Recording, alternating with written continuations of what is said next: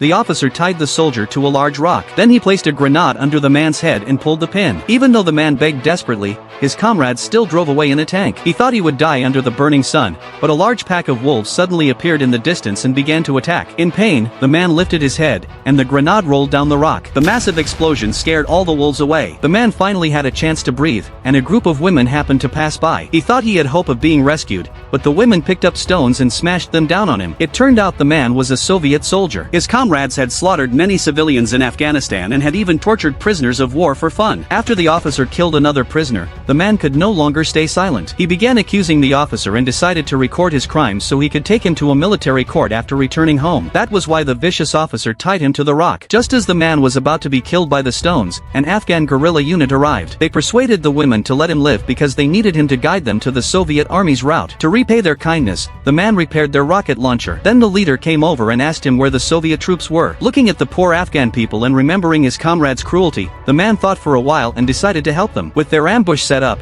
they soon spotted the tank. The man explained that because the desert was so hot, the engine would have to stop and cool after traveling a short distance. If they kept moving, they would catch up quickly. Using his knowledge of the terrain, the guerrilla fighters soon closed in on the tank. The Soviet soldiers spotted them too, but because the group was on higher ground, the tank could not hit them easily. The fighters survived the counterattack. As the tank engine overheated, its speed slowed. Meanwhile, the man and the leader had already reached the tank's path. The man aimed and fired at the tank. He destroyed the barrel but did not hit the vital parts, so the tank kept moving. The leader was unwilling to see it escape. Just then, an explosion came from the mountain above, and huge boulders rolled down, hitting the tank and stopping it completely. It was the Afghan women who had helped. The tank could no longer move, but its weapons could still fire. It tried to leave, but fuel began leaking from the bottom of its tank. The man lit a cloth and threw it at the leak. Under the intense heat of the flames, the soldiers inside had no choice but to surrender. They would face justice from the Afghan people. Do you think the man was right to betray his comrades?